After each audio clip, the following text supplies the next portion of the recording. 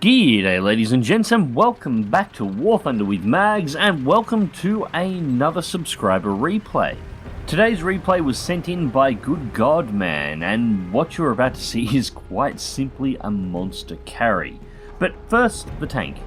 GoodGod man is driving the new Russian premium T-55AM-1. It's a rank 5 battle rating 8.7 medium tank armed with 100mm D10T25 cannon, 42 shells of the player's choice with a 9.8 second reload with a 100% crew.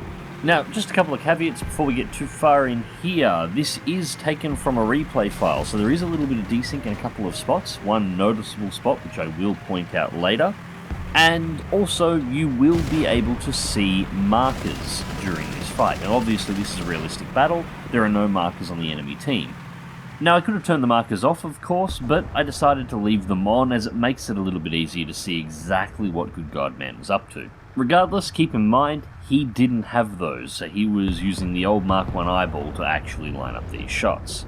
So at this point we are just hiding behind the C cap. Now the enemy has taken C. In fact at this point they've made a pretty good opening push. They've managed to take a couple of player kills and they've taken C and B with only A getting underneath the Russian team's control. Now I say Russian team's control, but high level battles are mostly mixed battles now, so it's likely Russians versus Russians here. Regardless, as a general rule, what would happen after a cap was taken in a ground forces match is the enemy team would try and rush through and push on enemy forces before they have a chance to line up a defensive position. However, this isn't what has happened, so GoodGod man has come around the corner and spied another T-55 on the enemy team, put a shot out, and that is his first kill of the match. Now he's immediately backing back into cover because that T-55 was actually closer to the B point. He was halfway between B and C. That T-55 is unlikely to be the tank that caps C caps, so there's possibly still a hostile around these tanks. So pull back into cover, hopefully the tank will come out, and you'll get a nice ambush on it. Now he is having a look towards the ridgeline here at the moment. There is an enemy tank just south of B that's being lit up, but he doesn't have a direct line of sight, and somebody has popped smoke in C caps, so there is still somebody in there at the moment, because none of his allies are there to have actually popped that. But in the distance, another T-55, it's another AM-1 premium, shot goes straight through the front. Not enough to kill the tank, but enough to put it out of commission in the short run and mark it, back into cover, wait for reload. Now the smoke's starting to expand at this point, so it is about to fade out, and there we have a T-54. Now that is probably the tank that actually caps C. Unfortunately, GG man misses his first shot, backs it back into cover, moves back out after the reload, second shot away, straight through the front plate, ammunition exploded, second kill of the match. Now in the middle of that engagement, GG man did also receive an assist, so somebody took out the T-55 that he put a shell into earlier on. Alright, so with the enemy team, or at least the area secured from enemy team members, at least for the moment, GG man's going to try and slide around the back of this tank in pretty much exactly the same position that the T-54 that capped this place in the first place was in. In this position here, he'll be able to easily cap C-cap while keeping himself in cover, which is very important because you'll notice at the top of the screen at the moment, they've also lost A-cap. They were being 3-capped and they're almost down to 50% of their total points. And at this early in the match, that is really not a good place to be. And this tank isn't actually a bad defensive position to top it off. Any enemy vehicle coming around is either going to have to drive across an area that can be easily spotted in front of GG man's position, or they're going to have to drive around very closely hugging the tank, potentially opening them up to fire from other points on the map, from other allied forces, and always having to stick at the very least the nose of their tank around the corner before they can get their gun on target. There's essentially no way to sneak up on GG man providing he's holding this position and is paying attention. There is just one small problem with it. Unfortunately, holding this position is not going to be much of a help for the rest of the team outside of holding this one cap, and at the moment the rest of his team is getting creamed. So, GG man is going to have to come out and targets immediately, one IS-2 straight through the front plate, and that is kill number 3. However, he did spot 2 targets out there, so wait for the reload, pop back out, and we have the M103. Line up the shot, goes straight through the side, takes out the breach, takes out the commander, the gunner, and the loader, all in that one hit. Not enough to take out the tank, it still does have 2 crew members on board. Second shot through the front also takes out the gun barrel as well, so that thing is as good as disabled at this point in time. It's going to have to stop. It's looking at probably a minute repair time to actually get that gun and breech bolted back together. And one good hit anywhere to the turret now is going to knock out that last crew member. So with the horizon clear, it is now time to make our way towards B-Cap and see whether or not we can skewer it. Now there was a T-62 down there. GG Man was looking for it, but he doesn't appear to have got line of sight to it. But it is just worth remembering that it is floating around down there, because at some point, GG Man is probably going to have to deal with that one. But for the moment, all of our focus is on B-Cap. Now we can see there is one vehicle that's moving off to our right, and GG Man looks like he's just got a glimpse of it as it's come over the hill, but he wasn't the only one. A T-54 on the other side, also approaching into B, spots it and hits it. Moving up, and an IS-6 clears the corner. So, side shot on the IS-6. The IS-6 is looking for the T-54 that took out his buddy. One shot straight through the side of the turret. Takes a hit from the rear from, that looked like the 4.5, and then one shot straight through the front plate, bringing it up to kill number 4. The IS-6 is out of the game. You know, I gotta say, as much as I'm not a fan of mixed battles, especially in tanks, there is something nice about watching Russian tanks blow up Russian tanks. But that was not a Russian tank, that was another M103 who took that APFSDS round straight through the front plate, and then quickly spins the gun over to fire off a second shot at an Object 906. Now, the 906 was actually killed by the MiG-9's bombs as he went through, which is an interesting shot to take, considering the T-62 was right there, completely exposed to the side. However, third shot in sequence takes out the T-62, bringing the kill totals up to 6 kills and 1 assist at this point. And with this area secured and nothing appearing to be coming over the horizon at this time, we're beginning to back ourselves back towards the B-Cap. And this is of course because it hasn't actually been capped yet. Remember the 4.5 and the T-54 that were in the area assisting us when we first come around the corner? Well, they were both killed before they could get inside of the cap circle, so GG Man's got to make his way over there to cap it himself. And clearing the corner, GG Man finds the culprit for those deaths almost straight away. A T-54 on the enemy team, first shot through, disables the enemy's engine, leaves the T-54 exposed from the side, moves forward to get a sneaky shot inside, very luckily saved by the composite armor mounted to the front of the turret, but I'll talk about that in just a moment. He's reloaded, he's got the enemy tank to the side, he just carefully lines up the shot toe, not to miss, and boom, kill number 7. And takes another hit from the left-hand side. That one also looked like it went into the left-hand side composite. Now the front of the turret on the T-55 is of course covered in 2 blocks of composite. They only cover the left and right-hand sides of the turret, leaving the area around the gun actually rather exposed, and they're good for roughly 350mm of additional armor on top of the 200 on the front. So that's the only thing that prevented the penetration. A feature not shared by the T-54, who just became kill number 8. And as GG Man brings the turret around, we see a nice pillar of smoke in the background on the far side of B. Was that an enemy tank that has been taken out and GG Man's team is starting to get itself together? No, of course it wasn't. That was the only ally that GG Man had on this side of the map. Now, he has spotted the smoke and realised that there's an enemy tank that's currently sniping that corner of the cap circle. So rather than going directly across the cap circle, he's going around the back of the rock to see whether or not he can get a nice shot on the flank. And what you see here is a difference between somebody who has map awareness and somebody who doesn't. Most players would have gone straight across the circle if they realised an enemy tank was there and would have ran straight into the guns of that T-54. Instead, GG Man comes around the side, gets a beautiful side shot and takes it out in one hit. So at this point we are up to 9 kills. However, we only control one cap. The B cap is completely unsecured at this point, thanks to nobody but GG Man here. And at the moment in the point score, things are not looking great. This is pretty much looking like a loss at this point. GG Man only has 2 other tanks on his team, he has no air support, and the enemy's air support in the form of a MiG-9 late has just located him. So what is he left to do? Well, he spotted another T-54 ahead of him, so he might as well have a 10 kill match as well. T-54 completely oblivious to the fact that he had just been lit up by the MiG-9.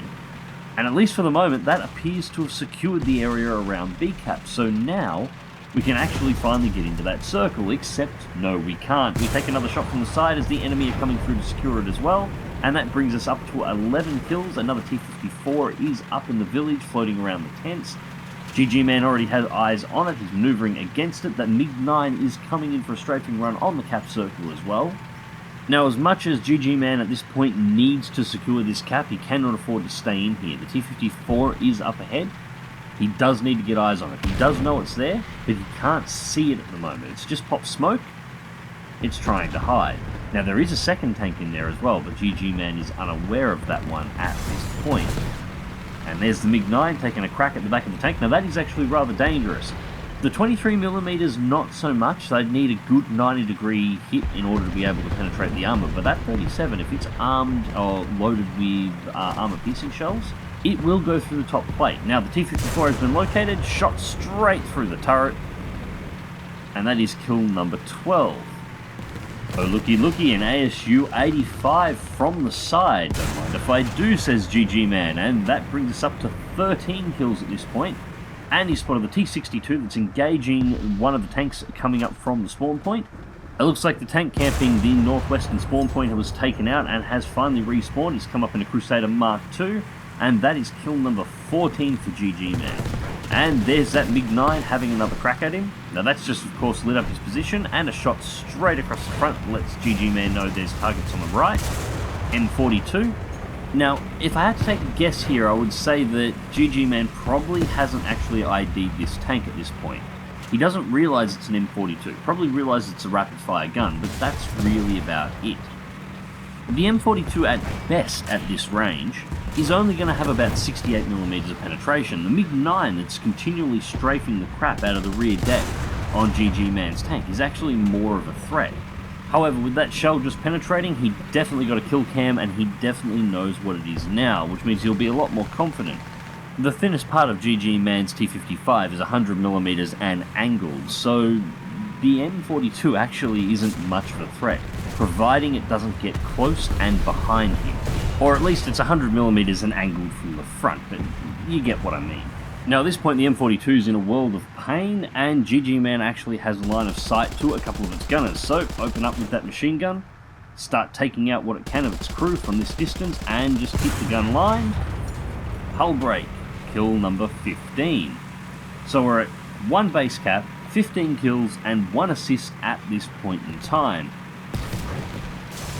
And once again, that MiG-9 is having a go, and an enemy T-54 donks the shot. He could have ended it there if he was aiming well enough. Instead, takes 1 hit through for the engine, sets the tank on fire.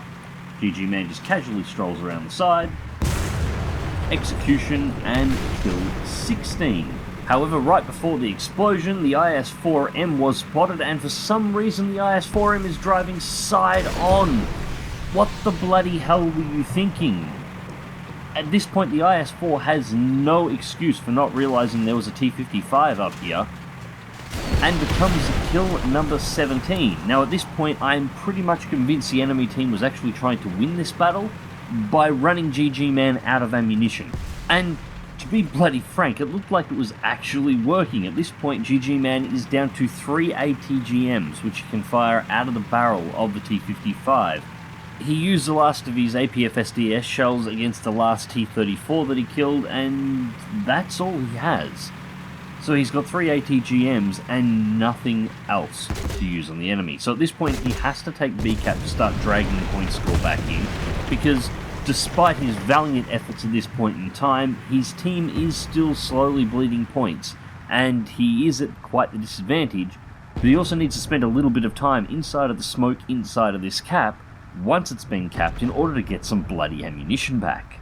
Now luckily he does have some backup coming. One of the tanks on his team, one of the more recent respawns, has started making his way up towards B and has almost arrived. So for the first time in most of this match, he actually has some direct backup. Now the British tank driver who is in the Conqueror, the one that was sniping the enemy's spawn point for the first half of this match, well, he's gone straight back to spawn camping the enemy spawn again. despite the extremely low number of points that are actually available and the fact that there is an enemy cap that he could be assaulting that at this point probably has no defenders. Couldn't be useful to the team or anything though, right? Anyways, now this is a point where we do see a little bit of desync in the replay. Despite how that looked, yes, he did just gun down that P-47 with the machine gun. So at this point, GoodGod man is on 17 tank kills, 1 aircraft kill, direct fire, 2 base captures, and an assist, for no losses. And if your back is hurting at this point in time from just watching this match, do not worry at all. Mine was bloody killing me after watching this for the first time. But we're not quite done yet. So at this point we control the B and C caps. The enemy team is starting to lose points at an accelerated rate, and for the moment GG Man's team is holding stable in the point score. So all GG Man has to do at this point is just maintain this state. But of course an enemy vehicle is approaching the B cap, so we do have to go and deal with that one now. Now, it is worth noting that he isn't trying to rush off to go on cap A and try and 3-cap them. He doesn't need the 3 caps, he's just got to hold the 2 and make sure he can keep all enemies away from these damn cap circles. ATGM into the side of the Mk.II, and that is kill number 18. And after a few moments here, the points for the enemy team start to collapse. That was their last vehicle. Now, unfortunately, GoodGod man did not send me through a screenshot of the credit and research results. I would have liked to have seen those, and I imagine they would have been overall disappointing in comparison to the amount of effort that he actually put in. But as you can see, 18 tank kills, 1 air kill, 1 assist, 2 caps, and essentially carrying the entire team outside of 2 other members. And he only scored 2,690 more points than Mikhail in second place, who was the British tanker who essentially sniped the enemy's northwestern spawn for the entire match. It does seem a touch low on the score, doesn't it? But anyways, regardless, thank you very much, GoodGod man, for sending me through this replay. Fantastically well played, fantastically well executed match, and I very much enjoyed watching it. Everybody, I hope you enjoyed watching it too. Let me know in the comments down below what you thought of this battle. And as always, remember to click that like button, share and subscribe if you would like to see more. And as always, drive smart, drive safe, and I will catch you on the battlefield.